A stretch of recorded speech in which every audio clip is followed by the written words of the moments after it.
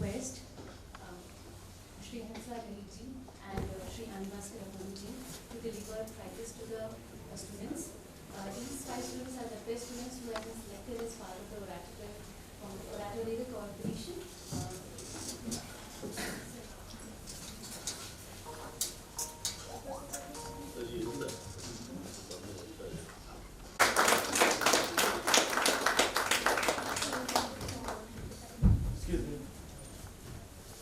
Excuse me.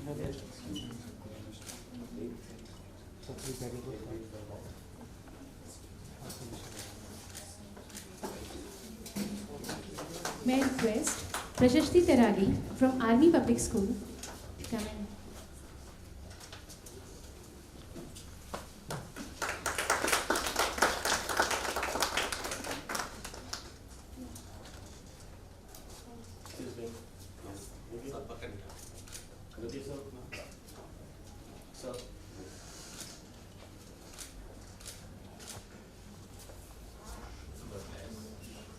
May I request Puranjay Chawla from Sanskriti School to come forward and please.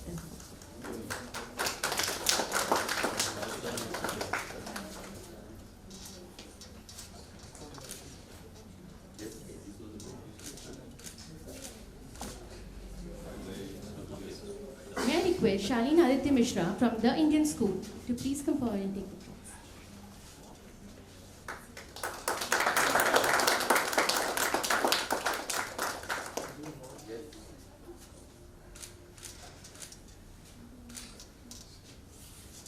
May I request Dhwani Goyal from Alcon Public School to please come forward.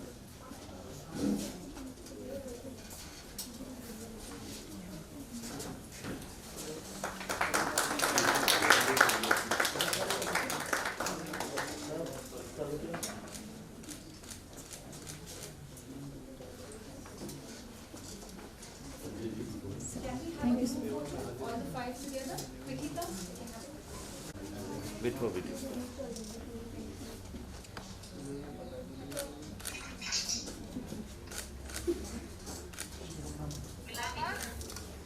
Okay.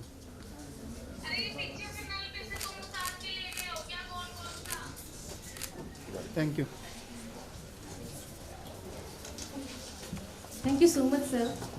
I'm sure it's a moment of pride and joy for this student.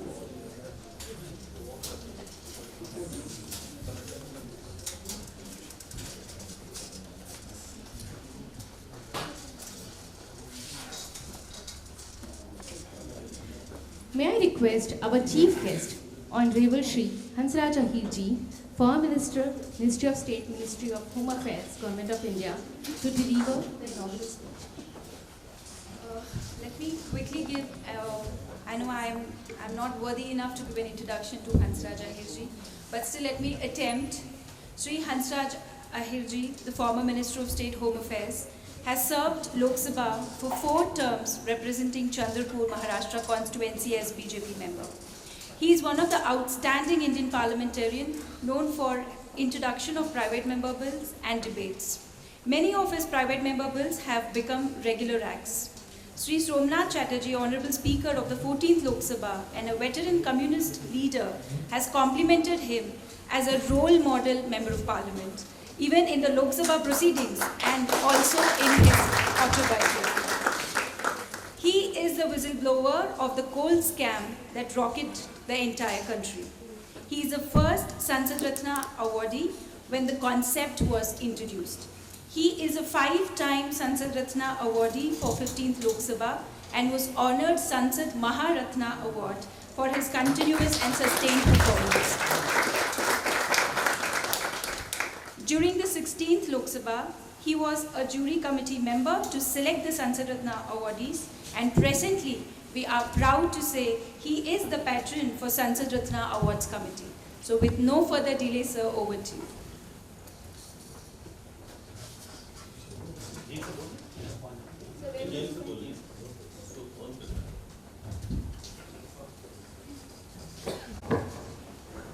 सभी मान्यवर उपस्थित मंच पर और सामने बैठे audience में आज हमारे देश में जो संविधान दिन मनाया जा रहा है उसकी शुभकामना देता हूँ। प्राइम पॉइंट के लिए भी मैं बहुत धन्यवाद दूंगा कि आपने आज ही के दिन एक अच्छे प्रोग्राम हम लोगों को बुलाया है। इस कार्यक्रम में उपस्थित सम्माननीय श्री अशोक पांडे जी, श्रीमान श्री मनीष गुप्ता जी, सम्माननीय श्री संजय यादव जी, पूर्व सांसद राज्यसभा मेंबर आनंद जी और सम्माननीय श्री प्रियदर्शनी जी और प्राइम पॉइंट के सभी मान्यवर पदाधिकारी। अभी श्रीनिवासन जी को हमने सुना है और एक अच्छी संस्था के रूप में यहाँ काम करती है, तो मैं प्राइम पॉइंट के प्रति बहुत आदर के साथ में आदर करता हूँ। इतनी मेरी भावना है। असल में आज संविधान दिन मना रहे हैं। ये संविधान दिन ये देश के लिए बहुत बड़ा महत्वपूर्ण दिन इसलिए साबित होता है कि ये देश की जो नींव है वो लोकतंत्र है। हर व्यक्ति की मानसिकता लोकतंत्र पर विश्वास रखती है और मैं आज भारत रत्न डॉक्टर बाबा साहेब अम्बेडकर जी स्मरण करता हूँ कि जो कि हमारे देश के संविधान कमेटी के जो ड्राफ्टिंग समिति के जो चेयरमैन थे वो डॉक्टर अम्बेडकर जी ने ही ये संविधान आज ही के दिन तत्कालीन राष्ट्रपति श्रद्धेय राम प्रसाद जी को, राजेंद्र प्रसाद जी को सौंपा था और हमने उसको कुछ दिन बाद अर्थात उसका पूरा स्टडी करने के बाद ही 26 जनवरी 1950 को स्वीकार किया गया था। तो ये जो देश की जो बहुत बड़ी ये घटना है कि हमने देश में लोकशाही की पुनर्स्थापना की है। मैं पुनर्स्थापना इसलिए कहता हूँ कि देश दुर्भाग्य से गुलामगिरी में था।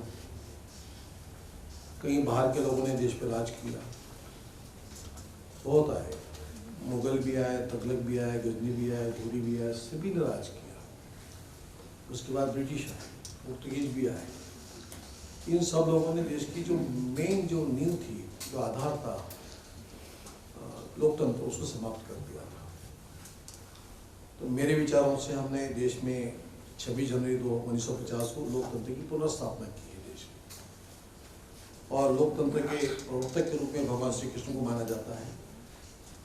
हम प्रभु रामचंद्र को भी नहीं भूल सकते हैं। ये देश की संस्था है, संस्कार है कि राजा और प्रजा ये शब्द है। प्रजा का सुना जाता था, तब भी राजा भी थे तो प्रजा का सुना जाता था। तो ये देश के खून में लोकतंत्र। नजीक के समय में मैं आपको बताऊंगा कि लोकतंत्र क्या होता है। इसका सबसे ज्यादा आदर किसने किया, कोई प्रधानमंत्री ने किया है तो उनका नाम है नरेंद्र मोदी जी। जब उन्होंने प्रधानमंत्री की शपथ लेने के लिए जब कदम आगे रखे तो सबसे पहले संविधान की पूजा की। ये देश के लिए एक अनहोनी बात नहीं थी, ये देश के संस्कार है, लोकतंत्र है। तो अच्छे माहौल में हमने देश की प्रगति की है। 135 करोड़ की आबादी वाले देश में, दुनिया में सबसे ज्यादा आबादी का देश भारत देश लोकतंत्र को मानता है। चाइना में वो चित्र नहीं है और कई राष्ट्र है। कोरिया का भी चित्र लेंगे तो अलग बात है, बात कोरिया। तो इस तरीके से हम जिस लोकतंत्र में हम जी रहे हैं, तो यहाँ पर 2-3 पीढ़ियां हैं। तो आज के जो मैं विशेष करके छात्रों को, युवाओं को कहूँगा कि तुम बहुत विशाल देश में नहीं, बहुत पवित्र देश में हम लोगों का जन्म हुआ है। और देश की सराहना हम दुनिया में सुनते हैं कि दुनिया का सबसे बड़ा आबादी का लोकतंत्रवादी देश माना जाता है। और उस इसलिए माना जाता है कि संविधान जो हमने स्वीकार किया है वो संविधान उसका बेस है, बन गया है।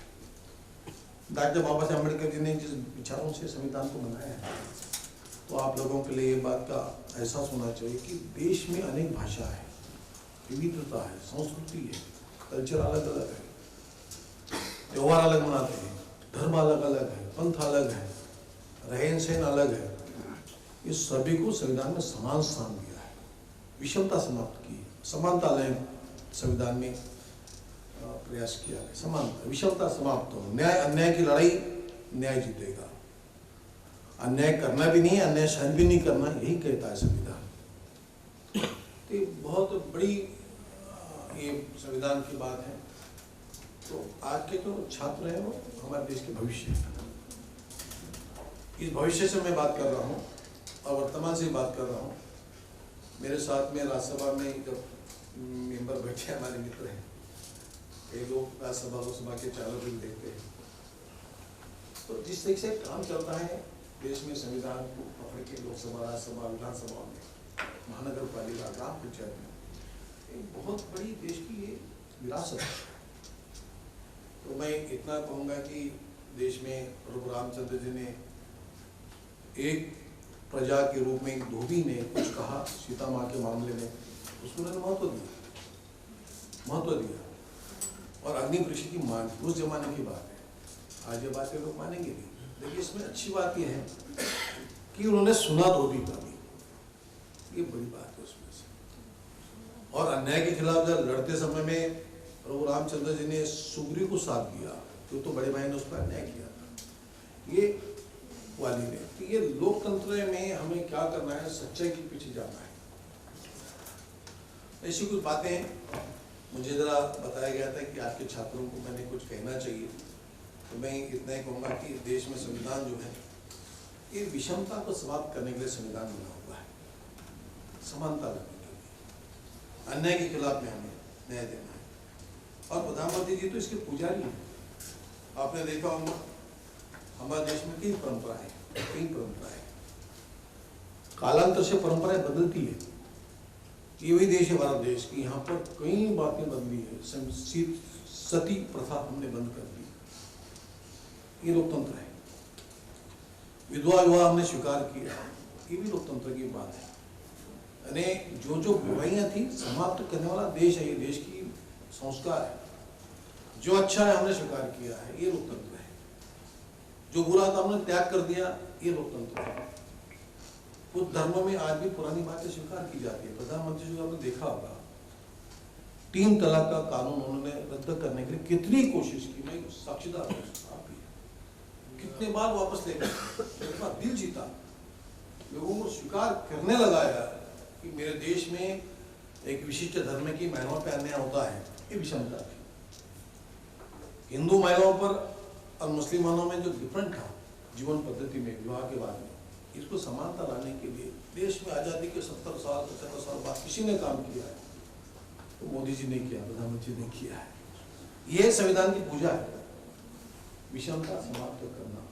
ये तो सही बात है, रोटी कपड़ा मकान ये अपना अधिकार है, लेकिन अभी शिक्षा, स्वास्थ्य और विकास, प्रगति, हर आदमी को अपना अपनी जगह पे स्वयंभू होना है, स्वावलंबी होना है। देश आत्मनिर्भर होना है तो हम भी आत्मनिर्भर हो, ये संविधान ने दिया हुआ रास्ता हम लोगों को, हम डिपेंड ना रहे। गुलामगिरी समाप्त करने के लिए संविधान है, लोकतंत्र है। तो जो हम यहाँ छात्र बैठे हैं, यहाँ माता पिता के आश्रय में जीते हैं, उनकी गोद में पले हैं, पैदा हुए हैं, लेकिन हमें आगे चल के देश का नागरिक जब बनना है तो इस नागरिक को अपने समाज की सेवा करते समय समाज का पहला घटक को अपना परिवार है। मेरे परिवार की मैं सेवा करूं, मेरे परिवार को न्याय देते हुए मैं अन्य सभी वर्गों को न्याय दूं, ये संविधान कहता है। मेरे घर को, मेरे परिवार को छोड़कर जीना एक गलत है, तो समाज का घटक है। तो ये जो संस्कार है भारत देश के, बहुत ऊंचे संस्कार है। आज नहीं कल दुनिया इसको मानेगी, मान भी रही है। जिस तरीके से भारत देश की लोकतंत्र की तारीफ होती है दुनिया में, उसकी वजह क्या है? क्योंकि यहाँ पर अनेक धर्म के लोग रहते हैं, सम्मान से रहते हैं। मैंने कहीं पढ़ा था, हमारे महाराष्ट्र के जो अलेक्जेंडर मूल के राज्यपाल थे, गवर्नर थे, उन्होंने कहा मैं ईसाई हूँ लेकिन मुझे जितना सम्मान भारत देश ने दिया शायद ही किसी ईसाई को इतना सम्मान अन्य गैर ईसाई धर्म में देश में होता होगा। ये उनका स्टेटमेंट है, लिखा हुआ। तो जिस सम्मान से यहाँ पे सभी धर्म के लोग रहते हैं, ये संविधान है, संविधान की सीख है, संविधान की दिशा है। तो मैं बहुत बड़े विशाल देश में हम रहते समय में हमारे देश को इस संविधान का, लोकतंत्र का जो आधार मैं कह रहा हूँ, इसका गैर फायदा भी लिया जाता है, ये अनेक बार हमें देखने मिलता है। मैं होम मिनिस्ट्री में काम कर रहा था, तो कई बार हमें लोग पूछते थे, जब मैं राज्य मंत्री था, हमारे मिनिस्टर राजनाथ सिंह जी थे, प्रधानमंत्री तो सवाल ही नहीं, मोदी जी, लेकिन जिस तरीके से कश्मीर में स्टोन पेंटिंग होता था हमारे जवानों पे, तो कई लोग हमको पूछते थे कि क्या, क्यों हम पत्थर खाते हैं, क्यों पत्थर खाते हैं, क्यों जवान हमारे फायर नहीं कर रहे। ये था, हमें लोग पूछते थे।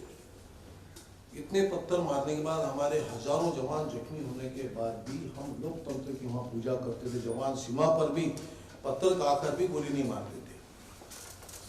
यही बात अगर चाइना में होती तो आपने देखा होगा, चाइना का बीजिंग में जो हुआ था, हजारों, हाँ करेक्ट, जिस तरीके से चाइना में लोकतंत्र नहीं होने से हजारों छात्रों की वहां पर फायरिंग शूट कर दिया।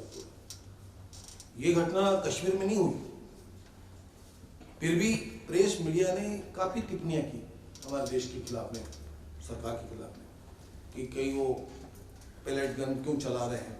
अब पत्थर मारने के बाद लोकतंत्र इतना कमजोर क्यों हो जाएगा, और कमजोर होता लोकतंत्र। लोकतंत्र भी रखना है, हर व्यक्ति की जिम्मेदारी होती है, कश्मीर का हो, दिल्ली का हो या महाराष्ट्र का हो। अब दिल्ली में भी आपने देखा होगा सीए के समय में कितनी तकलीफ थी लोकतंत्र के आधार पर, लेकिन सरकार ने सीए के समय में जो भी यहाँ एजुकेशन हुआ है उसका तरीका सही नहीं था, हम भी जानते हैं, लाल किले पे जाने के बाद, लेकिन लोकतंत्र था। सरकार ने फायरिंग करके किसी को शूट नहीं किया, संभाल लिया, ये लोकतंत्र है। लेकिन धीरे धीरे वातावरण बन गया। ये सब बातें, अभी किसान का आंदोलन चल रहा है, कितनी बड़ी बात हो गई दुनिया में। सीख लेने की बात मैं बताता हूँ, बात संविधान दिन होने से मैं कहता हूँ, 1 साल तक किसान आंदोलन कर रहे हैं, उसके बावजूद भी वो समाप्त नहीं हुआ। और कितने 2 स्टेट में हो रहा है और कुछ जिलों में। नहीं, प्रधानमंत्री जी ने एक कुछ हफ्ता भर पहले अपने बिल वापस ले लिया। डीप में नहीं जाता हूँ, संविधान के सम्मान के लिए वापस लिया है, मैं बता, लोकतंत्र के सम्मान में। और वो देखिए लोकतंत्र कितना महान होता है। प्रधानमंत्री की हर बात में मैं आपको बताता हूँ।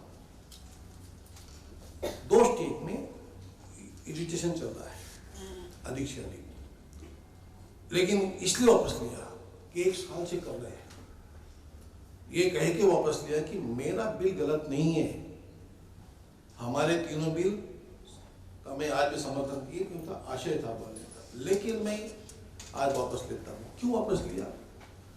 140 करोड़ देश की आबादी में, 35 करोड़ की आबादी में 2-3 करोड़ लोगों की एरिया में आंदोलन चल रहा था, सम्मान किया वहाँ पे, लोकतंत्र का सम्मान किया।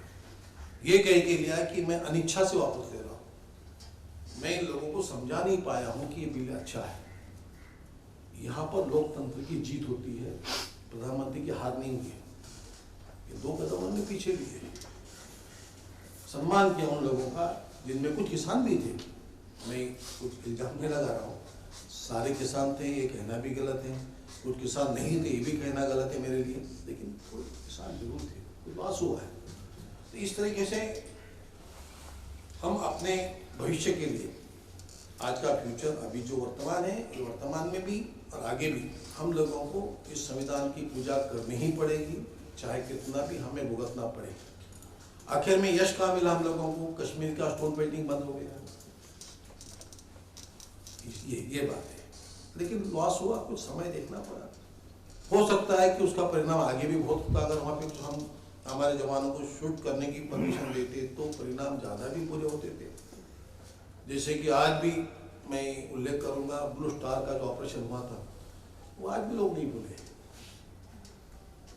कभी कभी कुछ न कुछ गलत हो जाता है, उसको भुगतना भी पड़ता है। इसलिए संयम और शांति इस देश की नींव है। इस देश के अंदर में प्रभु रामचंद्र का भी जन्म हुआ है, प्रभु भगवान श्री कृष्ण का भी हुआ है। वहीं पे भगवान बुद्ध भी जन्म हुए और वहीं पे भगवान महावीर भी जन्म हुए। इन्होंने शांति का संदेश दिया है, संयम भी दिया है भगवान राम जी ने, शांति दी है भगवान बुद्ध जी ने, और सुदर्शन चक्र भी लिया है भगवान श्री कृष्ण भगवान ने। धनुर्धर राम भी है और संयमी भी है। ये देश की बहुत विशालता है, अलग अलग बातें हैं, और इन सारी बातों को हमने वक्त वापस संभालना पड़ेगा, सीखना पड़ेगा, संभालना है। लेकिन अपने देश में अपना अधिकार को हम नहीं भूले, ये मेरी भावना है। हर चीज के लिए हम तैयार है, तत्पर है। स्पर्धा के लिए स्पर्धा होनी चाहिए, चाहे खेल का मैदान हो या स्कूल कॉलेज हो, हर जगह स्पर्धा होनी चाहिए। स्पर्धा में भी लोकतंत्र है, एक कंपटीशन होना चाहिए ना। अब सभी बच्चे यूपीएससी तो एग्जाम पास नहीं करते हैं, अपने बौद्धिक क्षमता से करते हैं, मेहनत से करते हैं। इसके लिए सभी के लिए दरवाजे खोल दिए हैं डॉक्टर बाबा साहेब अम्बेडकर जी, सभी के। कुछ आरक्षण के खिलाफ में लोग बोलते जरूर हैं, लेकिन आरक्षण का समर्थन करने वाला मैं आपके सामने बात कर रहा हूँ। संविधान आपके सामने है, संविधान में रिजर्वेशन रखा हुआ है, छात्रों के लिए भी रखा है, प्रमोशन में रखा है, नौकर भर्ती में भी रखा हुआ है। ये सारे आधार इसलिए बने हैं कि कभी किसी काल में यहाँ पर किसी वर्ग पे अन्याय होता था, लेकिन बाबा साहेब जी के जन्म के बाद में जो उन्होंने लड़ाई लड़ी है, उसके बाद में समानता आई है। कि समानता की आज पूजा हो रही है, हम समानता के रूप में जी रहे हैं। यहाँ विषमता समाप्त हो चुकी है, पुरानी बातें निकाल के जीना गलत है, लेकिन कुछ कुछ जगह मिसयूज होता है संविधान लोकतंत्र का। जेएनयू में देखिए, मैं जिस तरीके से आजादी आजादी के नारे लगते हैं, तो ये अपमान होता है देश का, ये लोकतंत्र का अपमान होता है, मिसयूज होता है। ये भी कुछ बातें सोचते समय मैं आप लोगों को एक उम्मीद करता हूँ कि प्रधानमंत्री जी जिस तरीके से आत्मनिर्भर भारत की बात करते हैं, मेक इंडिया की बात करते हैं, आज तो एक नया नारा दिया उन्होंने, मेक इन इंडिया, दुनिया के लिए हम उत्पादन करेंगे, बात करी उन्होंने। ये भी लोकतंत्र है। मजबूत देश बनाना है तो एक मजबूत देश कौन बनेगा? एक व्यक्ति नहीं बनाएगा, ये आज के युवा बनाएंगे। मेक इन इंडिया, और हमें दुनिया के लिए कुछ बनाने की क्षमता आप लोगों में है, और सारे सभी वर्ग के लोगों के लिए, किसी धर्म पंथ जाति का इसमें उल्लेख नहीं है, महिला पुरुष का उल्लेख नहीं है, सभी के लिए पूरे रास्ते खुले हैं। और समानता होने से सभी जगह एजुकेशन से लेके प्रोडक्शन तक, इंडस्ट्री तक हम काम कर सकते हैं। इतने महान विशाल देश में विशाल हृदय के प्रधानमंत्री जब काम कर रहे हैं, आप सभी को आह्वान कर रहे हैं कि आप भी देश के निर्माण में जाइए, इस लोकतंत्र के रास्ते से आपके लिए सारे दरवाजे खुले हैं। कोई जात पात धर्म पंथ महिला पुरुष कोई उसमें अड़ंगा नहीं है, ये लोकतंत्र है। तो मैं आज के दिन इतना कहूँगा, बहुत अच्छा प्रोग्राम में आपने बुलाया। वास्तविक मैंने कहा था कि मेरा आना होगा नहीं, मैं 24-25 को यहाँ था, एक दिन ज़्यादा रुक गया हम आपके बीच में, और मुझे भी प्राइम पॉइंट से मेरा भी लगाव है। उन्होंने मुझे प्रोत्साहित किया, शायद 2009-10 से मुझे अवार्ड उन्होंने दिया है, काफ़ी सम्मान किया मुझे। मैं तो ऐसे ही लोकसभा में काम कर रहा था, लोकतंत्र के हिसाब से क्वेश्चन लगाना, बिल लगाना मेरा अधिकार था, मेरा कर्तव्य था। आप भी काम करते थे लोकसभा में, अच्छा बोलते थे आप, मैं सुनता था सब। तो कुल मिला के हमें देश की रक्षा के लिए लोकतंत्र और संविधान की आज पूजा करनी है, लेकिन अपने अधिकार को साबित रख के, कायम रखते हुए कि हम पर कुछ अन्याय हुआ है तो हम अपने लिए भी लड़ें, तो किसी पर अन्याय होते समय उसके लिए भी लड़ें। यही भावना के लिए संविधान है, लोकतंत्र है, यही मेरी भावना है। सबको शुभकामना देता हूँ, और मैं अंत में यही कहूँगा, 26 नवंबर 49 का आज का दिन, आज संविधान सुपुर्द हुआ था राष्ट्रपति जी को तत्कालीन, और 26 जनवरी 1950 को देश को प्रजातंत्र देश घोषित हुआ था। ये बहुत बड़ी घटनाएं हैं। मैं ये कहूँगा, आज़ादी के बाद में सबसे बड़ी घटना अगर कोई हुई है तो देश में लोकतंत्र की पुनर्स्थापना होना, यही सबसे बड़ी घटना है। उसकी आज हम पूजा कर रहे हैं। सबको आज के दिन शुभकामना देता हूँ। धन्यवाद।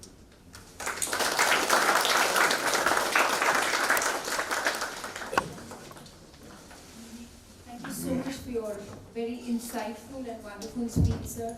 And hearing you is like we miss to see the clock. And it's wonderful, sir. It's very insightful to hear from a legendary person like you who has been working in the Constitution, working with the Parliament for 4 terms is not an easy task to do. And I'm very thankful on behalf of Prime Point Foundation, sir, that you had made out your time to come here. Though initially you wanted to be connected with us virtually, you were very kind enough to take out time and be with us today, and we are really very honored. And just to mention that sir had to go back today because he had his daughter's birthday, so he chose to be with us, and I'm sure he has to be answerable back home.